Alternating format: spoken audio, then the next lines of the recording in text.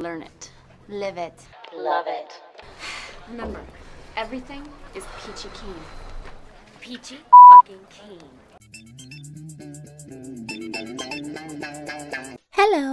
Hello, babes. Welcome back to the channel. If you are new, welcome.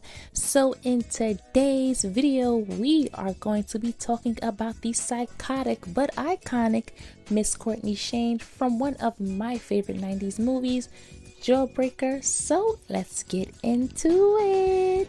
Okay, so let's get into the wardrobe really quickly. Everything worn in this film is super cute and girly. The outfits are bright and peppy.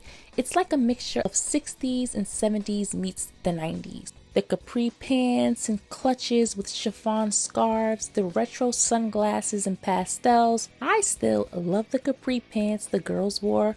I've been looking for capri pants like this and have yet to find a pair. If you guys have any recommendations or where I can find me a pair of 90s style capri pants, let me know in the comments below. The designer for this film was Vicky Barrett, who helped alongside Mona May with the wardrobe for Clueless and Romeo and Michelle's high school reunion, which is definitely reflected in this movie. It's hyper feminine, colorful, and bubbly, while the story is dark and twisted, which I think was a good idea because costume plays a major role in keeping the audience's attention, along with the acting and the plot, of course. Courtney's color seems to be purple as she is seen frequently wearing it, which is perfect because it symbolizes many things, but two of those things are mystery and pride, which is something Miss Courtney had a lot of. And listen, Rose McGowan was that girl in the 90s. She was such a baddie. She was serving body in everything she wore. Her clothing was tailored perfect for her frame, which is very important, finding clothes that fit and flatter your shape. Tailoring can make all the difference in clothing, especially when something looks frumpy. They aren't wearing your typical black tights in the film. They wear colors like red and orange, something that could be considered tacky, but it was done very well in this movie. There are sequins and high-rise skirts in very vivid colors like hot pink, red, green, purple, which keeps your focus on just them. Rose also is just gorgeous. So are Rebecca, who I always thought was absolutely stunning, and Julie. I'll definitely be doing a fashion breakdown for this movie, but let's get into Miss Courtney. Baby, listen, if you have not watched this movie, you are most definitely missing out, and there are going to be a lot of spoilers, so if you do plan on watching this movie, then come back after you've watched. So listen, this movie is one of my favorite movies from the 90s and is one of those cult classic films that never gets old, but it seems to be very underrated. But girl, we are about to get into the unhinged, diabolical, cold-hearted queen, Miss Courtney. So we meet the group of beautiful popular girls in the beginning of the movie who run the school, because what is a classic 90s film without a group of popular girls with someone trying to either get in or someone trying to get out? We meet Courtney, Liz, Julie, and Marcy while the story is being told by the less popular Fern. Courtney decides that she wants to pull a birthday prank on Liz, who while popular, she isn't a mean girl unlike Courtney and Marcy, and everyone loves her. Everybody loved Liz. Not just because she was beautiful and popular and rich and smart. She was all of those things. But more than anything, she was sweet. Which I believe Courtney meant to kill her and used Marcy and Julie to help her carry it out, but couldn't make it obvious because there is no way you thought gagging her with a jawbreaker was a smart idea. Especially when you're as manipulative and as evil as Courtney. That's suspicious. Yeah, it's fine. That's weird. I just know Courtney was a child who, if a cat bit her, she bit that cat back.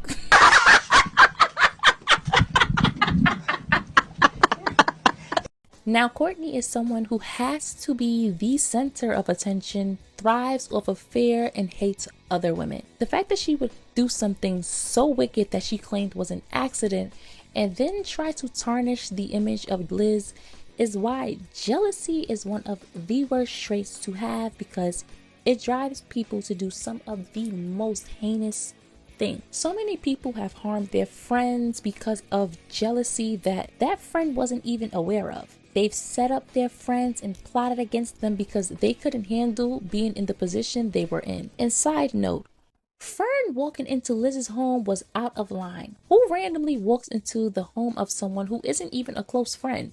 And even if they are, girl, that is a quick way to get got. You in danger, girl. Fern just had absolutely no critical thinking skills or street smarts, like at all, not even an ounce.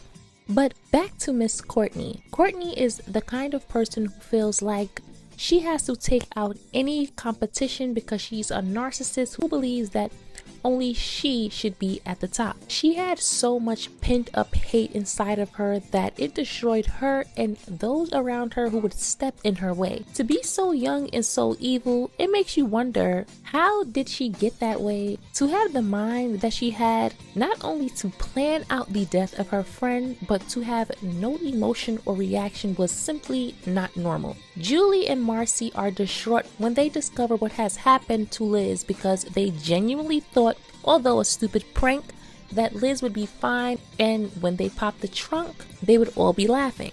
However, it was no laughing matter, and Courtney had a small emotion because it would be obvious that it was something that she planned, but she had little to no emotion.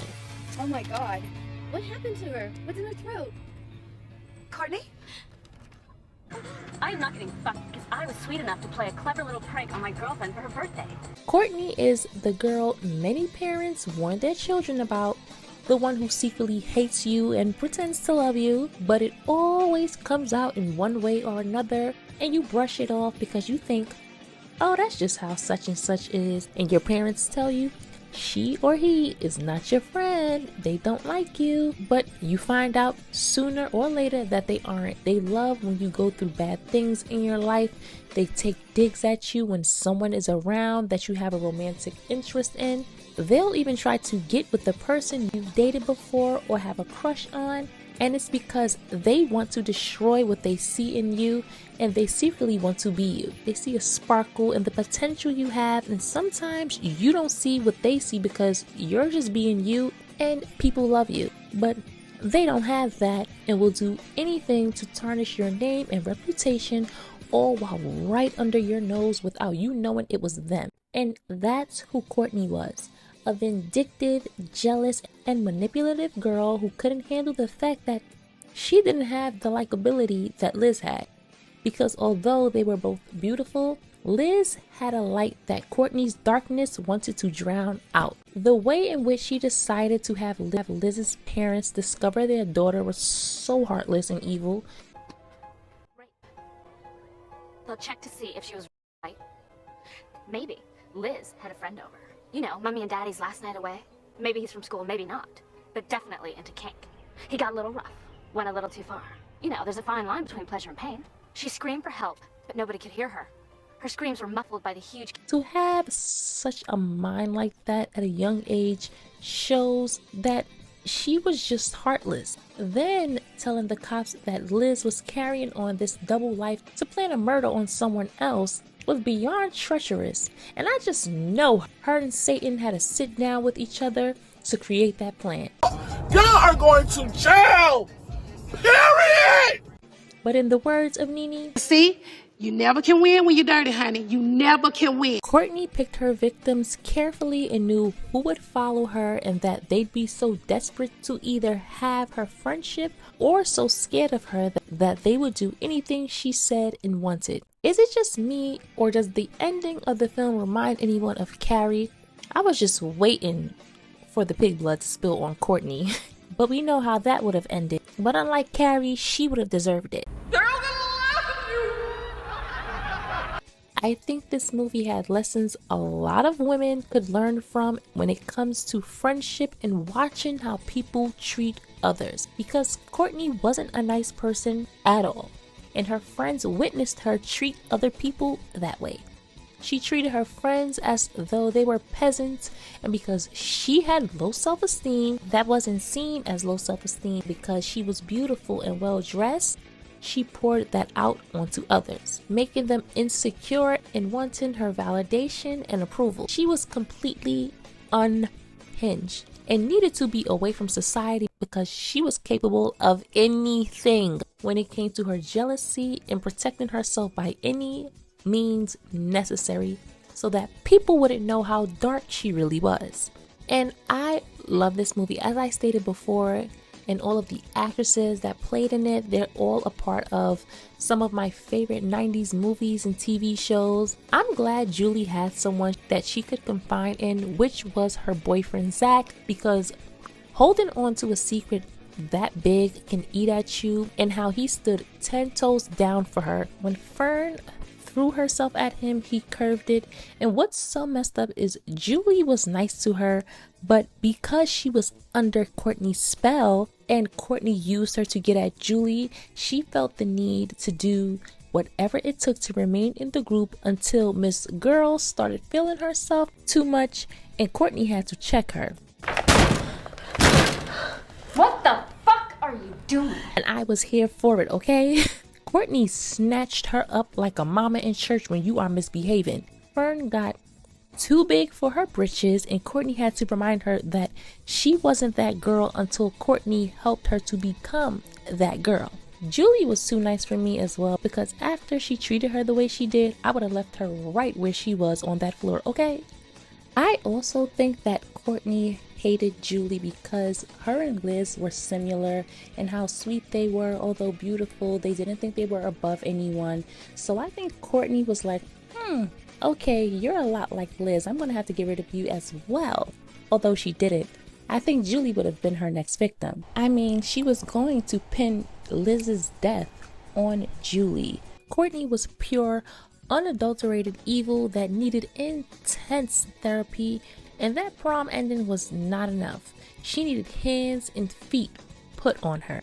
And with that being said, this video has come to an end. Let me know below what movie or TV show you would like me to do a deep dive on next. Also, don't forget to comment, like, share, and subscribe. Also, make sure your notification bells are turned on so that you always know when I upload, and I will catch you guys in the next one. That's Courtney. She was the leader. She was like Satan in heels.